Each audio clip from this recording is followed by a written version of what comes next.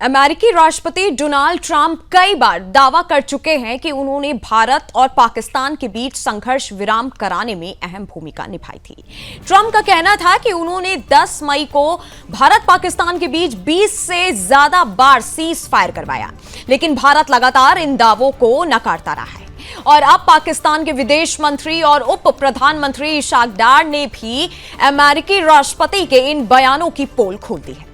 दरअसल पाकिस्तान के विदेश मंत्री इशाक डार ने एक इंटरव्यू में साफ कहा कि भारत ने अमेरिका सहित किसी भी तीसरे पक्ष की मध्यस्थता से साफ इनकार कर दिया था। डार ने बताया कि मई में जब भारत और पाकिस्तान के बीच सैन्य तनाव बढ़ा था, तब उन्होंने अमेरिकी विदेश मंत्री मार्को रूबियो से मध्यस्थता के मुद्दे पर बात की थी। इस दौरान अमेरिकी मंत्री ने साफ कहा कि भारत ने तीसरे पक्ष की किसी भी भूमिका को मानने से इनकार कर दिया, क्योंकि यह एक द्विपक्षीय मुद्दा है जिसे दोनों देश आपस में ही सुलझाएंगे। ट्रंप बार बार यह कहकर सुर्खियां बटोरते रहे कि उन्होंने भारत पाकिस्तान को युद्ध विराम के लिए राजी किया, लेकिन अब पाकिस्तान के विदेश मंत्री के बयान ने यह साफ कर दिया है कि भारत ने किसी तीसरे पक्ष की भूमिका को मान्यता नहीं दी थी। इस तरह ट्रंप के तमाम दावे खोखले साबित हो गए। डार ने इंटरव्यू में कहा कि पाकिस्तान को तीसरे पक्ष की मध्यस्थता से कोई आपत्ति नहीं है। उनका कहना था कि पाकिस्तान चाहता है कि किसी न किसी तरह से बातचीत का रास्ता निकले, क्योंकि बातचीत ही आगे बढ़ने का एकमात्र तरीका है। उन्होंने कहा कि हमें ना तो तीसरे पक्ष और ना ही द्विपक्षीय बातचीत से कोई दिक्कत है। अगर भारत तैयार हो जाए तो पाकिस्तान हर मंच पर बातचीत करने के लिए तैयार है। भारत हमेशा से कहता आया है कि पाकिस्तान से बातचीत तभी संभव है जब सीमा पार आतंकवाद और घुसपैठ पूरी तरह से खत्म हो। भारत का यह भी मानना है कि कश्मीर और अन्य विवादित मुद्दे द्विपक्षीय हैं। इन पर किसी तीसरे पक्ष की कोई भूमिका नहीं है।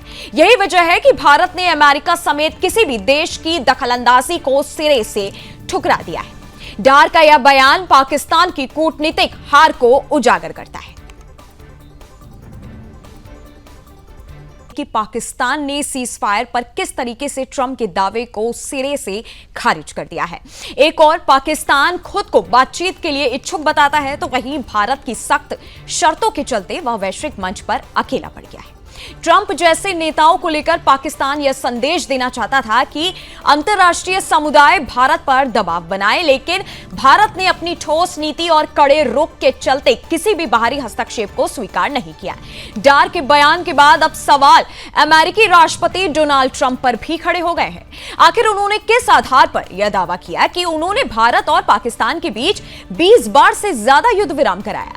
क्या यह केवल चुनावी राजनीति के लिए दिया गया बयान था, या फिर पाकिस्तान को खुश करने के लिए ट्रंप ने यह बयानबाजी की?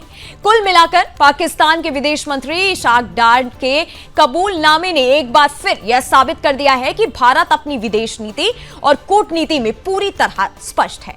भारत ना तो किसी तीसरे पक्ष की मध्यस्थता स्वीकार करेगा और ना ही पाकिस्तान के झूठे दावों के दबाव में झुकेगा।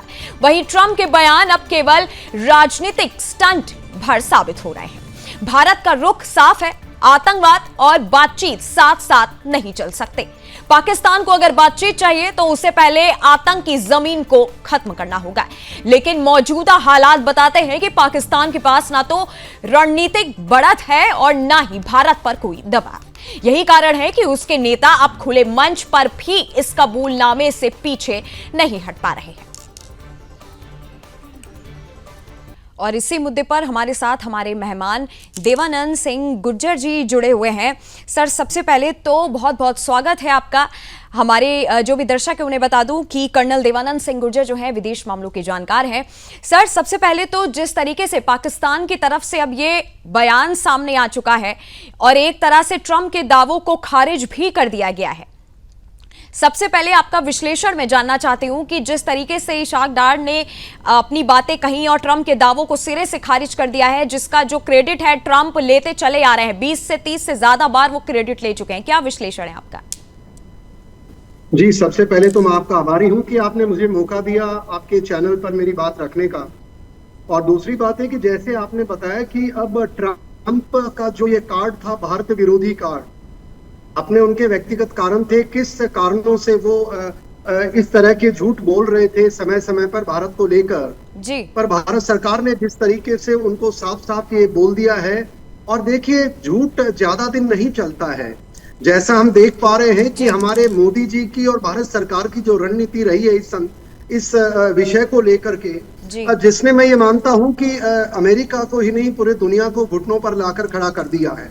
और जैसे कहते हैं अंततः सच्चाई की जीत होती है, और भारत ने कभी स्वीकार ही नहीं किया था। भारत ये तटस्थ था कि हमने कभी उनको ना तो बोला है कि भाई हमारे बीच में आप कीजिए कोई ऐसे मध्यस्थता, और ना ही उन्होंने की थी।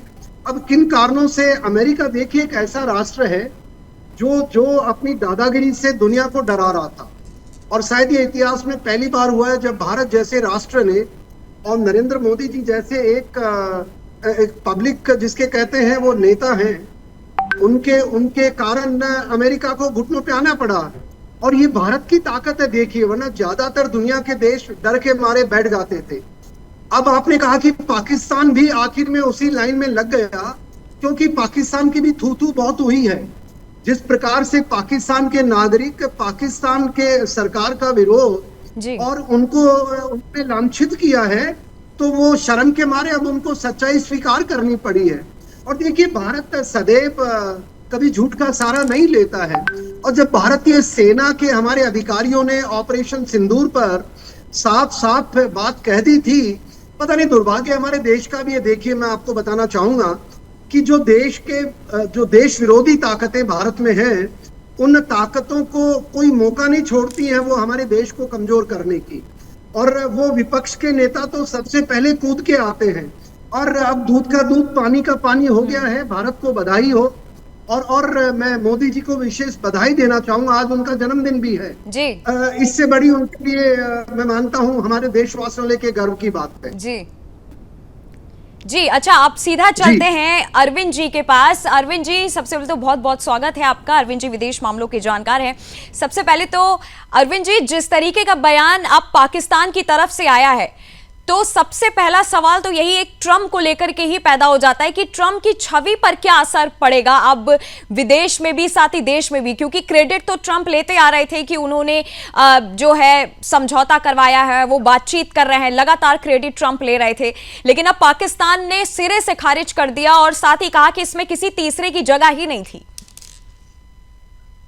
बिल्कुल ठीक कहा है। ट्रंप साहब की छवि तो वैसे भी ठीक नहीं है, क्योंकि वो बहुत ही एक अनप्रेडिक्टेबल, और जो अमेरिकन प्रेसिडेंट्स की हिस्ट्री में वो एक ऐसे प्रेसिडेंट साबित हुए हैं जिनका अपना कोई व्यक्तित्व नहीं है। तो यह बात तो है ही। और भारत क्योंकि अमेरिका से दोस्ती खराब नहीं करना चाहता है, इसलिए कुछ कहना नहीं चाहता है। बाकी ट्रंप जिस शांति के नोबेल की उम्मीद कर रहे हैं, एक जो इंसानों को मारने वाले आदमी को कैसे वह दिया जा सकता है। क्योंकि अगर गाजा पट्टी की ही बात करें तो 60 से 70 हजार लोगों को उन्होंने अब तक मरवा चुके हैं इजराइल की मदद के द्वारा, और वो सारे ही हथियार, सारी ही मदद अमेरिका से आई है। तो शांति दूत तो वो है ही नहीं। भारत ये बयान देना नहीं चाहता है, पर अंतर्राष्ट्रीय मंचों पे, जिसमें अभी हालिया संयुक्त राष्ट्र संघ में भी भारत ने फिलिस्तीन के पक्ष में वोटिंग करके यह बता दिया है। अब इशाक सार के बयान पर आए, तो इसमें पहली बात तो ये है कि इसके पीछे अगर ये सोचा समझा बयान है, तो कारण ये कि जब भारत और अमेरिका के बीच में ट्रेड डील हो रही है, तो कॉन्फ्लिक्ट क्रिएट करने के लिए उन्होंने ऐसा बयान दिया है ताकि पुरानी जो चीजें वो वापस उभर कर आ जाए और दोनों के बीच में जो बात है वो पटरी से निकल जाए। एक यह सोचे, पर इशाक डार साहब का इतिहास देखते हुए लगता नहीं है कि वो इतने मंझे हुए डिप्लोमेट हैं, क्योंकि कई बार वो ऐसे काम कर चुके हैं जो कि खुद पाकिस्तान और अंतर्राष्ट्रीय मीडिया में हंसी के पात्र बना है। खासकर फाइटर प्लेन को लेकर भी हमें उन्होंने बयान दिया था, खासकर यूरोपियन मीडिया को, जिसमें उन्होंने कहा कि सोशल मीडिया में ऐसी बात है कि हमने 5 फाइटर और 1 ड्रोन गिराया है। तो वो बाकी कहा था कि आप सोशल मीडिया को इतना रिलायबल मानते हैं। तो ये पाकिस्तान के जितने भी हुक्मरान हैं वो बिल्कुल नाकाबिल लोग हैं, जिस पोजीशन पे हैं उसके लायक नहीं है, उसको संभालने के लायक नहीं है। और दूसरी बात ये कि इशाक डार साहब समेत तमाम लोगों के ऊपर करप्शन के चार्जेस हैं, और ये लोग पाकिस्तान का वो संभाल रहे हैं। तो दोनों हो सकता है कि यह हो सकता है कि मूर्खता में दिया गया बयान हो, क्योंकि इससे भारत का तो नुकसान होगा ही होगा, पाकिस्तान का भी नुकसान होगा, अमेरिका के साथ उसके संबंध खराब होंगे। और हो सकता है कि उन्होंने यह बेवकूफी में बयान दिया हो। जी। दोनों ही चीजें, पर भारत और जो अमेरिका के संबंध है वो इतने पुराने और इतने अंतर्निर्भर हैं कि वह इन इसाक डार साहब के बयान से बिल्कुल भी प्रभावित जी। होने वाले नहीं है।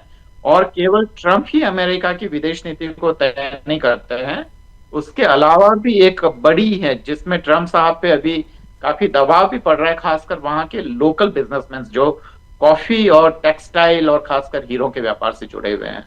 जी, तो हमें जी, चीजों को ऐसे ही देखना चाहिए। मतलब अरविंद जी, आप ट्रंप को शांति जी। दूत मानने से इनकार कर रहे हैं। जो ट्रंप हमेशा अपना क्रेडिट लेते आए हैं कि मैंने शांति करवाई, मैंने बातचीत करवाई। हालांकि ऑपरेशन सिंदूर, मैं बता दूं, जब चला और इस समय हालांकि सिर्फ पॉज है ऑपरेशन सिंदूर, ऑपरेशन सिंदूर खत्म नहीं हुआ। और अगर पाकिस्तान कोई नापाक हरकत करता है फिर तो प्ले बटन भारत के पास है और भारत को बिल्कुल भी देरी नहीं लगेगी कि प्ले बटन ऑपरेशन सिंदूर का दबा दे। हालांकि इसाक डार की तरफ से जो ये बयान अब आया है, मैं कर्नल देव जी के पास, आपके पास आना चाहूंगी। क्या ये कोई सोची समझी साजिश है? जैसे अरविंद जी ने भी कहा कि जो बयान उन्होंने दिया है बहुत सोचा समझा एक बयान लग रहा है कि भारत और अमेरिका के बीच रिश्तों में खटास पैदा करना, अविश्वास पैदा करना।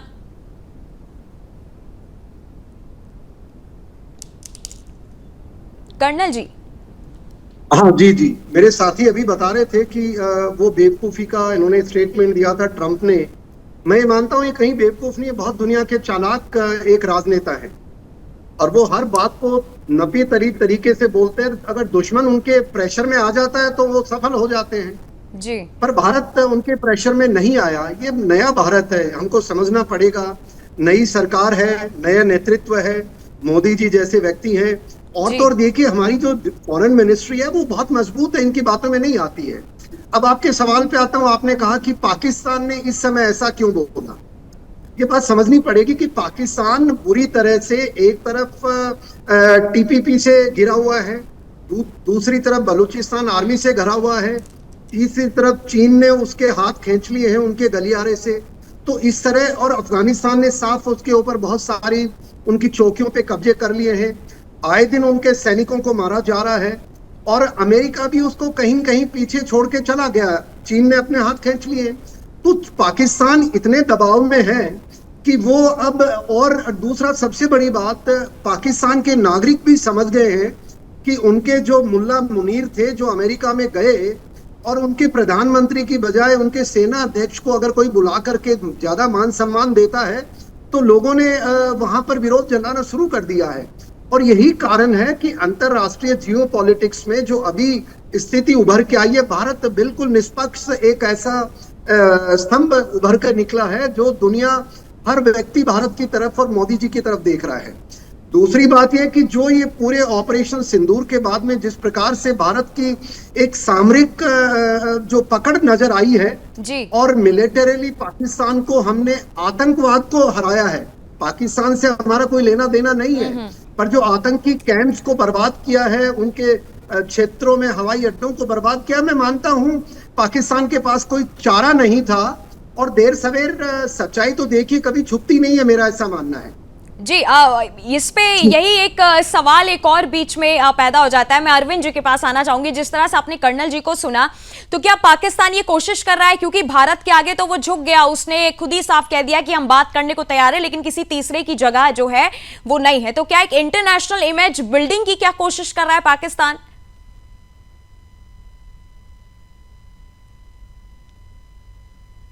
अरविंद जी। दरअसल डिप्लोमेसी में झुकना और फिर वापस आंखें दिखाना। जी, मेरी आवाज आ रही है आपको? जी जी जी जी। मैं ये कह रहा था कि कूटनीति में झुकना और आंखें दिखाना, ये दोनों ही साथ साथ चलता रहता है।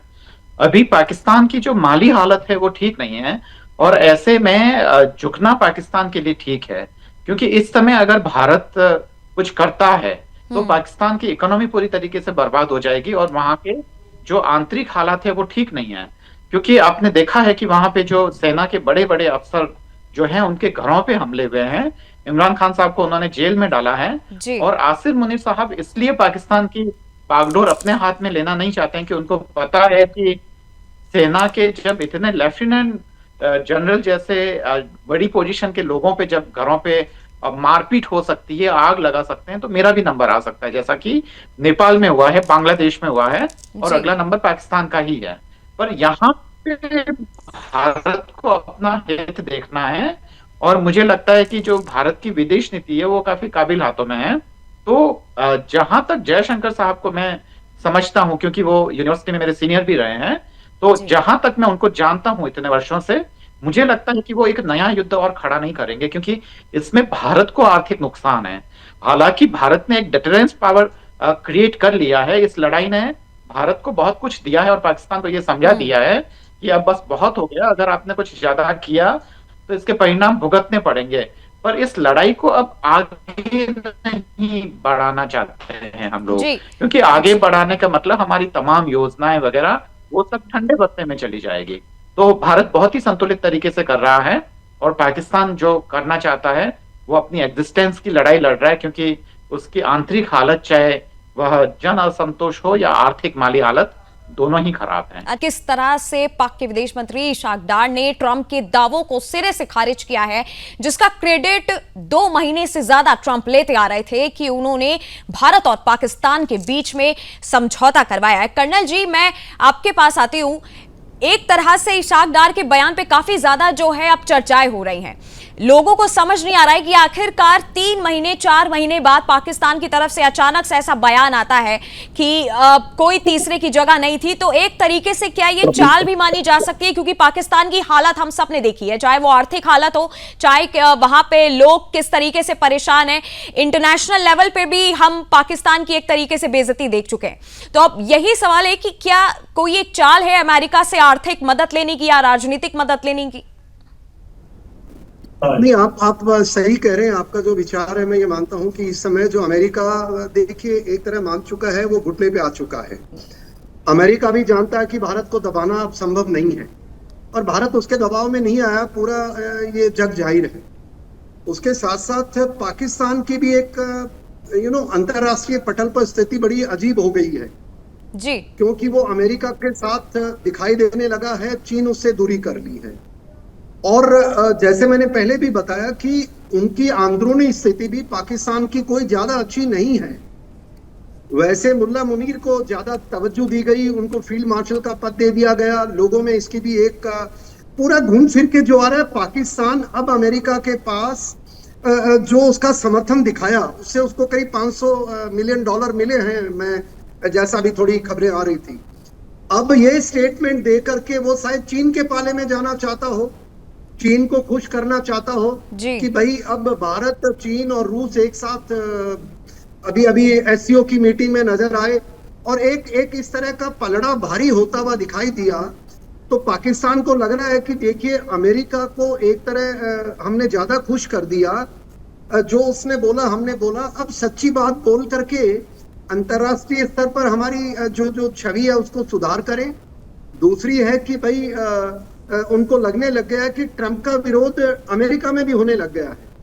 तीसरा है कि जिस प्रकार से अभी चीन के साथ वो थोड़ा नजदीक वापस आना चाहेगा, और देखिए अंत और भारत से तो उसको अपने संबंध अच्छे करने ही होंगे। तो अभी पूरी स्थिति ऐसी नाजुक है, पर मैं देख रहा हूं पाकिस्तान का कोई भला नहीं होने वाला इससे। पाकिस्तान और एक्सपोज हो रहा है, टीपीपी और हावी हो रही है खैबर पख्तूनख्वा में। बलूचिस्तान में वो अमेरिका की मदद लेना चाह रहा है उनके सेना के ऑपरेशंस के लिए, पर बलूच आर्मी बहुत उनसे सुपीरियर है। ऊपर पीओके को लेकर के भारत और चीन एक तरफ आते नजर आ रहे हैं, तो पाकिस्तान का अंत नजर आ रहा है मेरे को, मैं यही मानता हूं। और बस ये है कि उनके नागरिकों का दुर्भाग्य है कि वो, उनकी ऐसी तो सरकार है और वहां पर सेना सदैव कंट्रोल करती है, ऐसा मेरा मानना है। जी, अरविंद जी, आपने सुना कर्नल जी को, आपका क्या विश्लेषण है पूरे पे? और ट्रंप का दावा जिस तरीके से अब खारिज हुआ है, तो क्या कहा जा सकता है कि जो डोनाल्ड ट्रंप है उन्होंने झूठे दावे किए थे, खोखले दावे थे उनके, जो वो महीनों से करते चले आ रहे थे?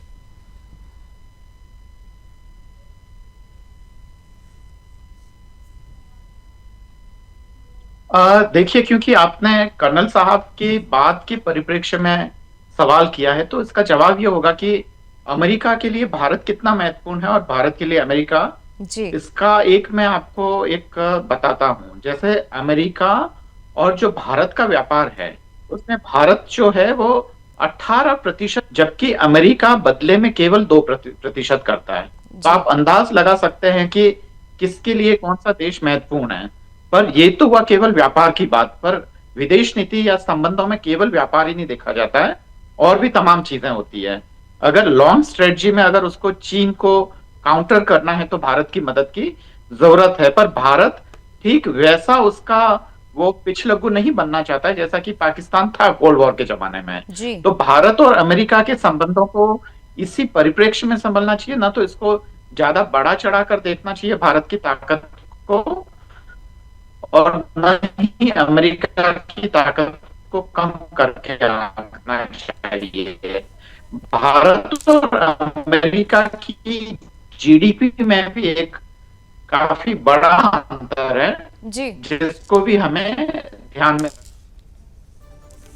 जी अच्छा अरविंद जी, चलिए बहुत बहुत धन्यवाद आपका हमारे साथ जुड़ने के लिए।